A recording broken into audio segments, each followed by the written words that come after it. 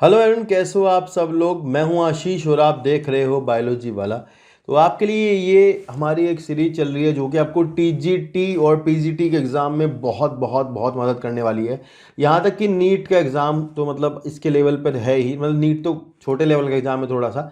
वहाँ पर आपको ज़्यादा कॉन्सेप्चुअल क्लैरिटी की आवश्यकता नहीं होती है, लेकिन हायर एग्जाम्स में कॉन्सेप्चुअल क्लैरिटी चाहिए होती है। तो उसके लिए मैंने ये नोट्स वाली वीडियोज़ का सीरीज़ बनाना शुरू किया है, जिसमें कि आप देखोगे कि आपको जहाँ जहाँ से क्वेश्चन पूछते हैं वो मैं बताऊंगा, और जहाँ जहाँ पर आपको इंपॉर्टेंट चीज़ें हैं वो मैं बताता हुआ चलूँगा, कॉन्सेप्चुअल क्लैरिटी देता हुआ चलूँगा। तो आप जो भी वीडियो को देख रहे हो, चाहे वो नीट के बच्चे हों, पीजीटी के हों, टीजीटी के हों, कोई भी देख रहे हो, तो आपको वीडियो को पूरा देखना है। साथ ही साथ आपको अपने जो क्वेश्चन हैं उनको कमेंट में लिख देना, मैं उनका आंसर कर दूंगा। किस टॉपिक पर किस पर वीडियो बनवानी है उसके लिए भी आप लिख सकते हैं कि कौन से टॉपिक पर वीडियो बनाऊं। छोटी छोटी वीडियोज़ के लिए भी आप सजेशन दे सकते हैं, तो मैं आपको उनके कॉन्सेप्ट बताता हुआ चलूँगा। तो इससे पहले के पार्ट अगर आपको देखने हो तो आप डिस्क्रिप्शन में मैं इसका प्लेलिस्ट का लिंक डाल दूंगा, वहाँ से आपको पूरी वीडियो देखने को मिल जाएगी, पूरे चैप्टर्स की वीडियो देखने को मिलेगी। अगर आपके नोट्स चाहिए तो आप कमेंट करके बताना, इन नोट्स को मैं आपको प्रोवाइड कराऊंगा, ठीक है ना। चलिए तो शुरू करते हैं वीडियो। लास्ट वीडियो में लास्ट पार्ट में देखा था ग्लाइकोलाइसिस कि किस तरह से जो ग्लूकोज होता है उसका ब्रेकडाउन होता है और वो पार्शियली ऑक्सीडाइज होता है। पार्शियल ऑक्सीडेशन के बाद ग्लूकोज जो है आपका पायरुविक एसिड का फॉर्मेशन करता है सेल के साइटोप्लाज्म में। Whether they are prokaryotic cell और यूकैरियोटिक सेल, कोई भी हो, चाहे प्रोकैरियोट्स हो चाहे यूकैरियोट्स हो, कोई भी हो, तो उनमें सब में आपका ग्लूकोज का जो पार्शियल ऑक्सीडेशन होता है उसके बाद आपका पायरुविक एसिड का फॉर्मेशन होता है। And the process is called as glycolysis EMP pathway, क्योंकि आपका पार्शियल ऑक्सीडेशन है, ये ज़रूर याद रखना। And in which oxygen do not get take part, ठीक है, ऑक्सीजन उसमें भाग नहीं लेती है, ये भी ध्यान रखना। ये सवाल बहुत आता है कि एक ऐसा पाथवे बताइए रेस्पिरेशन का जिसमें ऑक्सीजन भाग नहीं लेती, तो ग्लाइकोलाइसिस इज द आंसर। अब हमने देखना है कि जो ग्लाइकोलाइसिस के द्वारा बने गए पायरुविक एसिड है उसका भविष्य क्या है। देखिए, यदि ऑक्सीजन प्रेजेंट नहीं होती तो आपका जो जो पायरुविक एसिड है वो सेल के साइटोप्लाज्म में ही रहेगा, वहीं पर वो फिर आपका एल्कोहल बनाए या फिर एसिड बनाए, डिपेंड्स। अगर मान लो ऑक्सीजन प्रेजेंट है तो फिर आपका जो पायरुविक एसिड है वो आपका माइटोकॉन्ड्रिया के मैट्रिक्स में एंट्री लेगा। तो वहाँ से अपन आज शुरू करने वाले हैं कि भाई जो आपका पायरुविक एसिड है वो माइटोकॉन्ड्रिया के मैट्रिक्स में घुस चुका है, अंदर जा चुका है। वहाँ जा करके उसका सबसे पहली बार फर्स्ट ऑक्सीडेटिव डीकार्बोक्सिलेशन वहीं पर होगा। तो ये एक इम्पोर्टेंट क्वेश्चन है कि पहला डीऑक्सीडेटिव डीकार्बोक्सिलेशन कहाँ होता है, क्या होता है। तो चलिए शुरू करते हैं। देखो जी, ऐसा है, यहाँ पर लिखा हुआ है साइट। साइट क्या है, प्रोकैरियोट्स में अगर आप लिंक रिएक्शन की बात करोगे तो ये साइटोप्लाज्म ऑफ द सेल में ही होता है, क्योंकि वहाँ माइटोकॉन्ड्रिया नहीं होता है। नेक्स्ट है यूकैरियोट्स, वहाँ आपको मैट्रिक्स ऑफ माइटोकॉन्ड्रिया में होगा, जैसे कि हमने बताया है, ठीक है। नेक्स्ट है इवेंट क्या है, oxidative decarboxylation of pyruvic acid. तो मेन बात यही ध्यान रखनी है आपको, ये एक ऐसी रिएक्शन होगी, लिंक रिएक्शन, जिसमें पायरुविक एसिड का ऑक्सीडेशन तो होगा ही होगा, साथ ही साथ डीकार्बोक्सिलेशन भी होगा। यानी जो 3 कार्बन का आपका पायरुविक एसिड है वो आपका डीकार्बोक्सिलेशन करने के बाद 2 कार्बन का कंपाउंड बनाने वाला होता है। तो चलिए देखते हैं यहाँ क्या होगा। यहाँ है कि 2x यानी 2 इंटू पायरुविक एसिड, यानी कि आपको पता ही है कि जो ग्लाइकोलाइसिस है वहाँ पर आपका 2 मॉलिक्यूल जो है पायरुविक एसिड के बने थे, याद होगा आपको, और वो यहाँ पर आए हैं। तो हम आगे आप कैलकुलेशन कर लेना, 2 से अपन शुरू कर रहे हैं। एक पायरुविक एसिड मान लो चाहे 2 मान लो, उसी के हिसाब से चीज़ें आगे कैलकुलेट होंगी।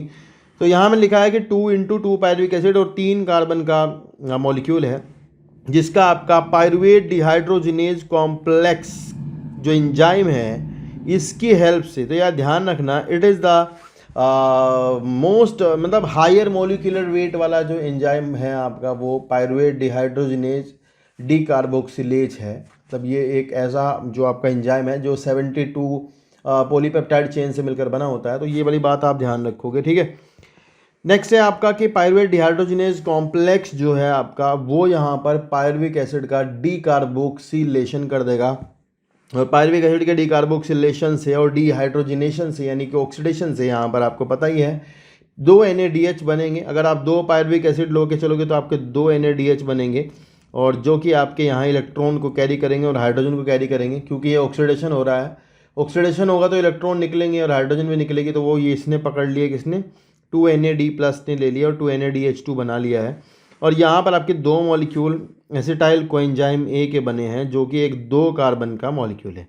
इस रिएक्शन में मैंने यहाँ नोट नहीं किया, आपको ध्यान रखना है, सल्फर कोएंजाइम ए डाला गया है, तो वो आपको आगे दिख रहा है प्रोडक्ट में आता हुआ यहाँ पर, ये वाला सल्फर, ये ध्यान रखना, ऐसा सवाल भी आता है कि सल्फर कंटेनिंग कोएंजाइम कौन सा है, तो आपको ध्यान रखना है sulphur containing coenzyme is the coenzyme A. ठीक है, ये इंपॉर्टेंट सवाल बनता है।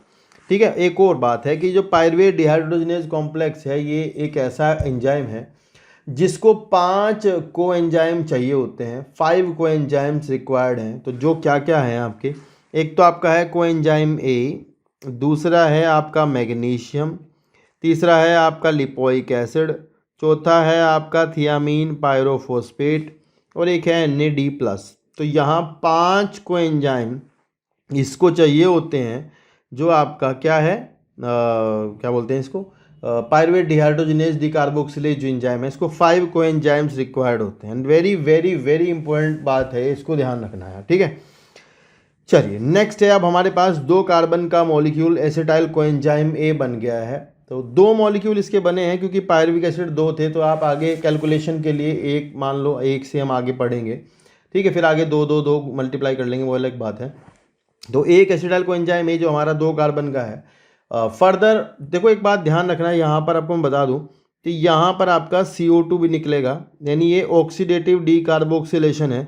इस बात को आप भूल ना जाना, पहली बार डीकार्बोक्सिलेशन जो हुआ है वो यहीं हुआ है, CO2 जो निकली है वो यहीं पे निकलेगी, क्योंकि जो एंजाइम है वो डीकार्बोक्सिलेज भी है। ठीक है, तो अभी जो है 3 कार्बन का पायरुविक एसिड था, तो आगे 2 कार्बन का एसिटाइल कोएंजाइम ए बन गया, इसको जरूर देख लेना, ये इंपॉर्टेंट है।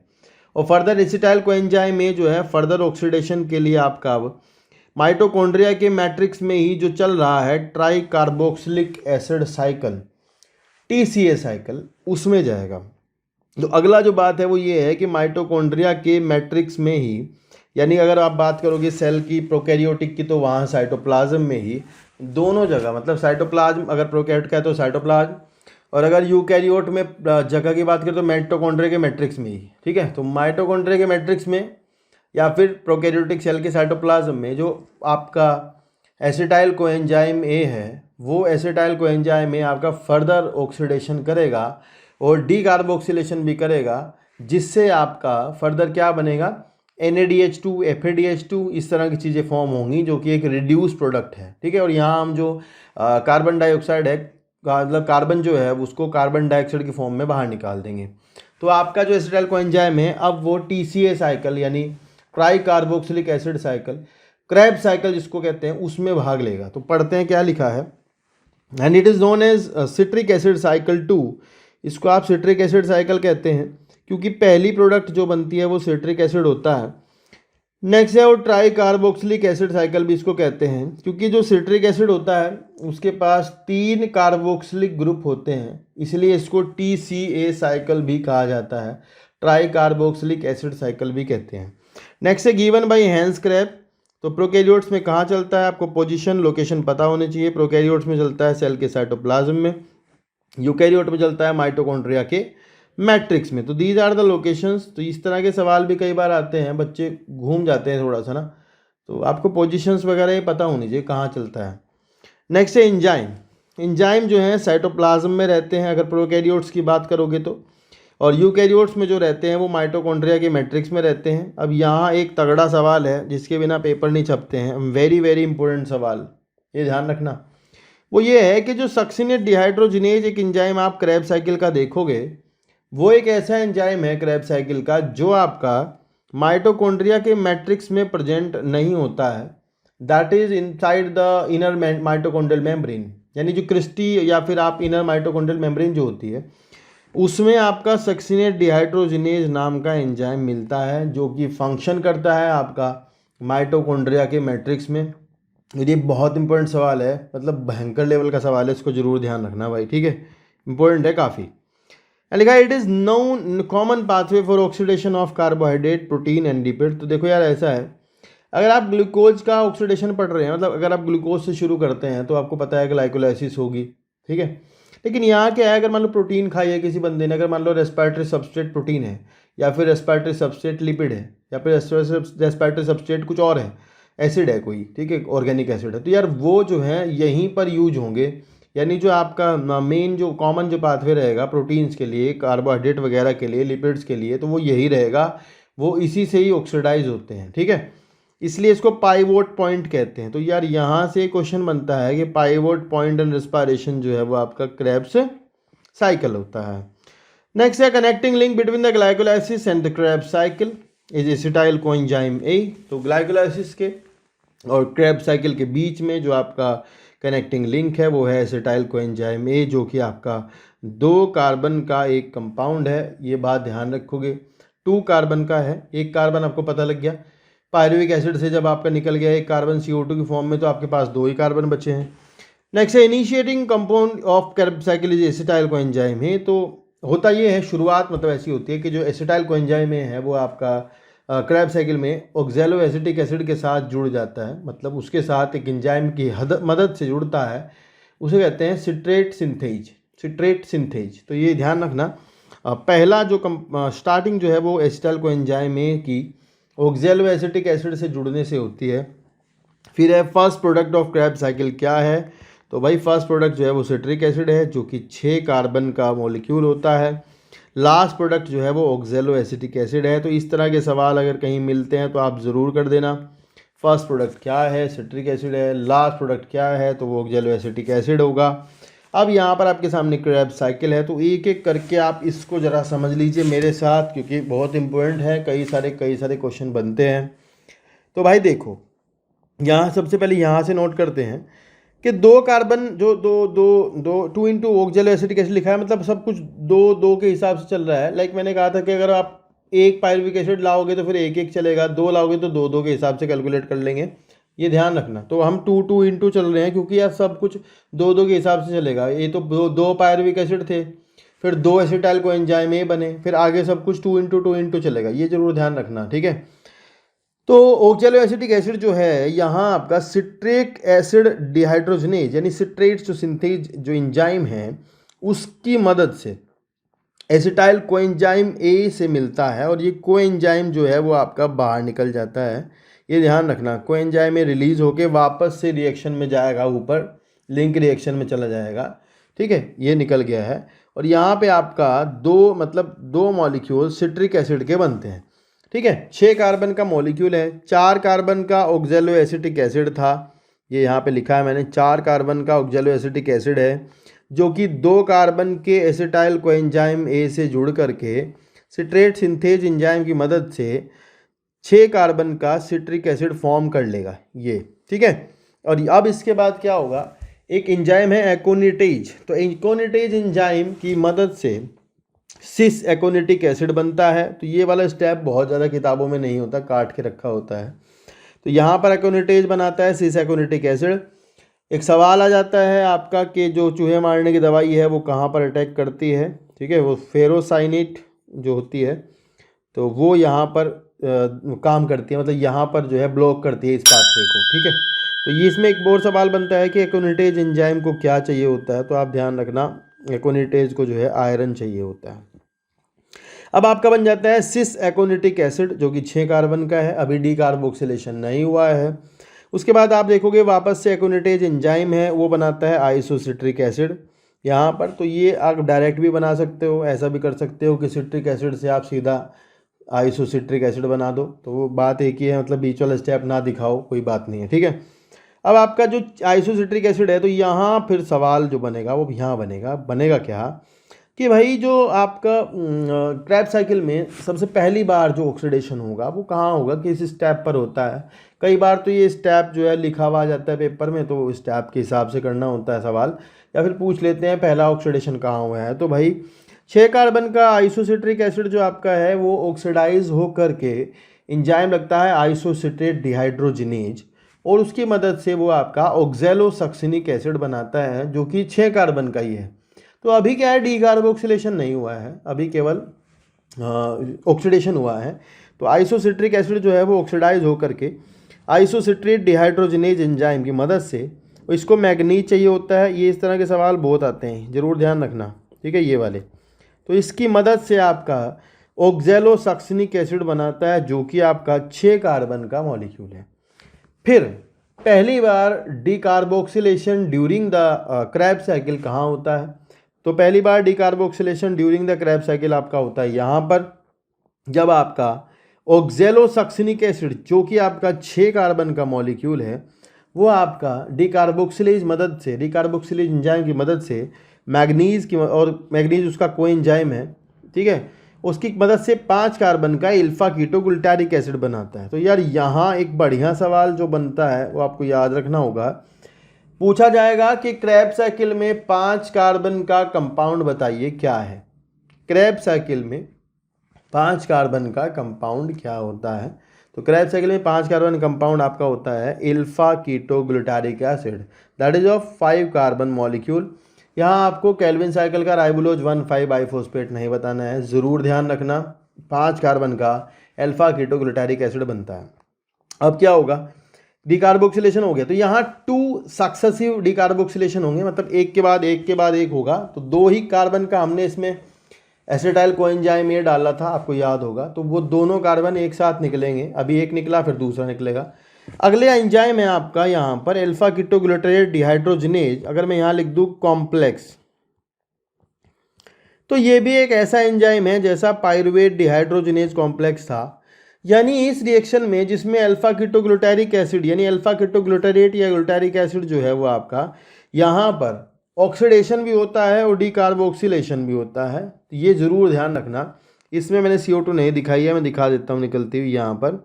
ध्यान रखना कि ये वो स्टेप है जिसमें कि आपको ऑक्सीडेशन भी हुआ है और साथ ही साथ आपका डिकार्बोक्सिलेशन भी हुआ है। तो ये भी एक एंजाइम ऐसा ही हुआ जैसा पाइरुवेट डिहाइड्रोजिनेज कॉम्प्लेक्स था, जिसमें ऑक्सीडेशन के साथ साथ आपका डिकार्बोक्सिलेशन भी हुआ है। तो 2 सक्सेसिव डिकार्बोक्सिलेशन एक साथ हुए हैं। ये ऑक्जेलोसक्सिनिक एसिड से एक CO2 निकली है और फिर अल्फा कीटोग्लूटारिक एसिड से भी एक CO2 निकली है, तो 2 CO2 एक साथ बाहर निकल गई है। इसके बाद अब आपका कोएंजाइम यहाँ पर ऐड होगा, ये आप देख रहे हो, ठीक है। मैंने कहा था रिएक्शन वैसी है बिल्कुल जैसी पाइरुवेट डिहाइड्रोजिनेज वाली थी। कोएंजाइम ये डलेगा तो भैया 4 कार्बन अब बचे हैं। 6 कार्बन का ऑक्जेलोसक्सिनिक एसिड था, 1 कार्बन निकल गया, अल्फा कीटोग्लूटारिक एसिड बना 5 कार्बन का, फिर से एक और कार्बन निकल गया, फिर आपका बन गया succinyl coenzyme A, that is of 4 carbon molecule, जो कि 4 कार्बन का मॉलिक्यूल है, ठीक है। तो यहाँ आपका सक्सिनाइल कोएंजाइम ए बन गया है। कभी कभी सवाल पूछते हैं कि सक्सिनाइल कोएंजाइम ए जो है वो किसका प्रिकर्सर होता है, तो आप ध्यान रखना क्लोरोफिल का प्रिकर्सर होता है, ग्लाइसिन और ये, ठीक है, सक्सिनाइल कोएंजाइम में। तो ये क्वेश्चन है, क्रिएट हो सकता है, आप ज़रूर ध्यान रखना, पूछ लेंगे यहाँ से। अब आपका सक्सिनाइल कोएंजाइम में जो 4 कार्बन का मॉलिक्यूल है वो आपका सक्सिनिक थायोकाइनेज एंजाइम, ये एक मोस्ट इम्पोर्टेंट एंजाइम है जो कि आपको याद रखना है। सक्सिनिक थायोकाइनेज नाम का जो एंजाइम है, इसकी मदद से, सक्सिनिक थायोकाइनेज की मदद से यहाँ पर एक इम्पोर्टेंट घटना घटित होती है। वो इम्पोर्टेंट घटना ये है कि यहाँ पर सबस्ट्रेट लेवल फॉस्फोराइलेशन होता है, यानी बिना एंजाइम जो आपका ATP सिंथेज एंजाइम है जो ATP बनाने में मदद करता है, बिना उसके यहाँ पर सबस्ट्रेट लेवल फॉस्फोराइलेशन होगा। और इस रिएक्शन के दौरान एक GTP से एक GTP का फॉर्मेशन होता है। यानी अगर यहाँ देखोगे तो आपको दिखेगा एक GDP से GTP बन गया है। 2 हम इसलिए चल रहे हैं लेके, आपको पता है मैंने पहले कहा था स्टोकियोमेट्रिक कोफिशिएंट 2 लगाया हुआ है, क्योंकि हमने 2 पायरुविक एसिड से आगे की चीज़ें समझ रहे हैं। तो यहाँ पर आपका सक्सिनाइल कोएंजाइम ए जो है उससे जब आपका सक्सिनाइल थायोकाइनेज एंजाइम लगा करके आपका यहाँ पर क्या होगा, एक सबस्ट्रेट लेवल फॉस्फोराइलेशन होगा जिसमें कि GDP से डायरेक्ट GTP का फॉर्मेशन होगा। और साथ ही साथ जो एक कपल्ड रिएक्शन यहाँ चलती है, उस कपल्ड रिएक्शन की मदद से GTP अपनी एनर्जी GTP जो है वो ADP को देता है और डायरेक्ट जो है फिर ATP का फॉर्मेशन हो जाता है। तो ये यहाँ पर क्या बन जाता है, ATP का फॉर्मेशन हो जाता है ADP से। तो हम ये कहेंगे कि during the Kreb cycle and the step is succinyl coenzyme A to succinic acid. तो यहाँ पर आपका इस स्टेप पर होगा ये कि आपका जो सक्सिनाइल कोएंजाइम ए है वो आपका सक्सिनिक एसिड बनाएगा, पर इस रिएक्शन के दौरान आपका एक ATP, एक के लिए एक, 2 के लिए 2 ATP का फॉर्मेशन होगा डायरेक्ट। और ये कपल्ड रिएक्शन यहाँ चलती है, इसका बहुत क्वेश्चन पूछा जाता है, एंजाइम भी पूछ सकते हैं अच्छे एग्जाम्स में। अब आपका सक्सिनिक एसिड है और ये वो एक एंजाइम है जिसकी मैं बात कर रहा था, इसके बारे में आपको पता होना चाहिए। Succinate dehydrogenase is that particular enzyme which works in mitochondrial matrix in Krebs cycle but it is found attached with the membrane of the mitochondria and inner mitochondrial membrane. वो भी कौन सी? inner mitochondrial membrane having this enzyme succinate dehydrogenase. ठीक है, जिसका सवाल बहुत ज़्यादा आता है, वही भयंकर लेवल का सवाल है, पेपर में पूछा जाता है। ठीक है, यहाँ पर क्या होता है, सक्सिनिक एसिड का ऑक्सीडेशन होता है। ध्यान रखना 4 कार्बन का चल रहा है अभी सब कुछ, क्योंकि दोनों कार्बन निकल गए हैं। यहाँ भी 4 कार्बन का मॉलिक्यूल है। ये आपको पता होना चाहिए। यहाँ से जो कोएंजाइम ए है जो निकल के जा चुका है कहाँ पर, वापस रिएक्शन में भाग लेने के लिए। अब आपका सक्सिनिक एसिड है जो कि 4 कार्बन का बन गया है, इसका आपका ऑक्सीडेशन हुआ है। इसके ऑक्सीडेशन में आपका NADH2 नहीं बना है, लेकिन यहाँ पर आपका FADH2 बना है। 2 FADH2 का यहाँ फॉर्मेशन होगा। ठीक है, उसके बाद बनेगा फ्यूमेरिक एसिड। ठीक है, फर्दर फ्यूमेरिक एसिड जो है वो आपका फ्यूमरेज एंजाइम की मदद से मैलिक एसिड का फॉर्मेशन करेगा, और मैलिक एसिड फिर से ऑक्सीडेशन करके ऑक्जेलो एसिटिक एसिड बनाएगा। तो मैलेट डिहाइड्रोजिनेज यानी मैलिक एसिड डिहाइड्रोजिनेज एंजाइम की मदद से एक NADH2 का फॉर्मेशन करते हुए आपका क्या बनेगा, ऑक्जेलो एसिटिक एसिड वापस से। तो सबके लिए 2-2-2 इसलिए लगाया है कि भाई यहाँ 2-2 होगा। तो यहाँ पर आपका लिखा नहीं है, मैंने यहाँ लिख देता हूँ कि इस रिएक्शन में आपका 2 NAD से आपका 2 NADH2 बनता है। ठीक है, ये ध्यान रखना। तो मतलब यहाँ भी ऑक्सीडेशन हुआ है। ठीक है, तो ये फिर से वापस ऑक्जेलो एसिटिक एसिड बन गया है। तो यार ये बात इंपॉर्टेंट है कि इस पूरी क्रेब्स साइकिल के दौरान जो आपके सामने है, इस क्रेब्स साइकिल में हमने ये देखा है कि 2 टाइम्स डीकार्बोक्सिलेशन हुआ है। और अगर आपको साइकिल आपकी कंटिन्यू रहेगी, बार बार आप क्या करोगे, 2 कार्बन का एसिटाइल कोएंजाइम में डालते रहोगे, बार बार डालते रहोगे 2 कार्बन, और 2 कार्बन आपके रिलीज होते रहेंगे। एक CO2 यहाँ निकला है, एक CO2 आपका यहाँ निकला है। ठीक है, सक्सेसिवली दोनों CO2 आपके बाहर हो जाते हैं इस रिएक्शन में, और हमें जो प्राप्त होता है वो होता है NADH2, FADH2 और ATP। तो क्रेब साइकिल से जो आपका एसिटाइल कोएंजाइम A है, उसके ऑक्सीडेशन करने से हमें क्या प्राप्त हुआ, तो फाइनली हमें प्रोडक्ट के फॉर्म में ये मिला। अगर आप इसमें ध्यान से सुनना दोबारा, अगर हमने इसमें दो मॉलिक्यूल जो है पायरुविक एसिड के डाले हैं, तो हम 2-2 के हिसाब से कैलकुलेशन लिखी हुई है। यहाँ पे एक पूछा जाए तो 1 बताना, 1 के हिसाब से बताना, 2 के हिसाब से 2 बताना। ये ऐसी गलती ना करना आप लोग। ठीक है, तो यार यहाँ हमें 6 NADH2 मिले हैं, 2 FADH2 मिले हैं, और 4 CO2 और 2 ATP। ठीक है, अगर आप इसमें 2 एसिटाइल कोएंजाइम ए डालते हो, और अगर आप देखो लिंक रिएक्शन से हमें क्या मिला होगा, लिंक रिएक्शन से भी हमें मिले थे 2 NADH2, ये हमें प्राप्त हुआ है।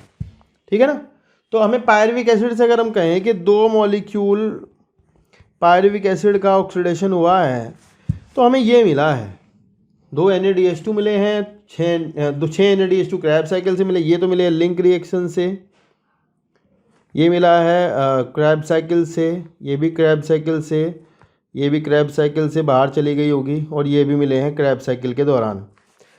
तो टोटल ATP अगर मान लो ग्लूकोज का कंप्लीट ऑक्सीडेशन होगा, तो इससे ATP कैसे बनेंगे, कितने बनेंगे, ये वाली सवाल बहुत पूछी जाती है। तो भाई ध्यान रखना ये है कि भाई 2 NADH2, ये बाद में आपको बताया जाएगा, टर्मिनल ऑक्सीडेशन पढ़ाएंगे इलेक्ट्रॉन ट्रांसपोर्ट चेन में जा करके, वहाँ इससे 1 NADH2 3 ATP बनाता है। तो 2 NADH2 से आपके बन गए 6 ATP, 6 से बन गए आपके 18 ATP 18, और 2 FADH2 से बनते हैं आपके 4 ATP, 1 से बनते हैं 2, और 2 ATP डायरेक्ट मिले हैं यहाँ पर। ठीक है, तो यार ये हो गए 18 और 4 22 और 6 28 और 2 30। तो यानी पायरुविक एसिड जो 2 मॉलिक्यूल पायरुविक एसिड के हैं वो आपके 30 ATP देंगे अगर कंप्लीट ऑक्सीडेशन होगा, आइडियल कंडीशन में अगर साइकिल चलेगी बिल्कुल अच्छे से। बाकी कहाँ 38 कहाँ 36 ये भी आपको पढ़ाया जाएगा, कब 36 बनते हैं कब 38 बनते हैं, ये वाली कॉन्सेप्ट पूछते हैं बहुत ज़्यादा। लेकिन कॉमन सवाल यही है कि कब कितना कहाँ क्रैब साइकिल में कितना निकला, ग्लाइकोलाइसिस से कितना ATP मिलता है, वो लास्ट वीडियो मैंने आपको बताया था। ग्लाइकोलाइसिस से हमें 2 NADH2 मिलते हैं और 2 ATP डायरेक्ट मिलते हैं। डायरेक्ट अगर नेट गेन पूछा जाएगा तो 2 ATP आएगा, और NADH2 पूछेंगे तो 2 NADH2 मिलेंगे। ग्लाइकोलाइसिस वाले NADH2 का फर्दर क्या होगा तो वो हम देखेंगे बाद में, मतलब ग्लाइकोलाइसिस वाले NADH2 का क्या होगा ये बाद में बताया जाएगा। नेक्स्ट जो इलेक्ट्रॉन ट्रांसपोर्ट चेन हम पढ़ेंगे, उसके बाद टर्मिनल ऑक्सीडेशन पढ़ेंगे, वहाँ पर हमें पता लगेगा कितने ATP बनते हैं, क्या होता है। तो अभी के लिए हम इस वीडियो को क्रेब्स साइकिल तक ही रोक रहे हैं। होप सो वीडियो आपको अच्छी लगी होगी, ठीक है। नहीं आज समझ में आ गया तो एक बार, दो बार, तीन बार देखना, कुछ भी पूछना हो आप कमेंट करके पूछ सकते हैं, ठीक है। लास्ट वीडियो में हम terminal oxidation, electron transport chain, ETS, oxidative phosphorylation, ये वाला टॉपिक कवर करेंगे और ये चैप्टर जो हमारा चल रहा है इसको हम खत्म कर लेंगे। बाकी अगर आपने पहले पार्ट नहीं देखे होंगे तो मैं डिस्क्रिप्शन में प्लेलिस्ट का लिंक डाल दूंगा, वहाँ पर जा करके आप देख सकते हैं पहले वाले चैप्टर्स को। और साथ ही साथ अपने दोस्तों को शेयर कर देना। एग्ज़ाम TGT का होगा, मे बी फरवरी में होगा, तो आप बने रहेगा चैनल के साथ। बहुत सारी इंपॉर्टेंट इन्फॉर्मेशंस मैं आपके साथ शेयर करने वाला हूँ।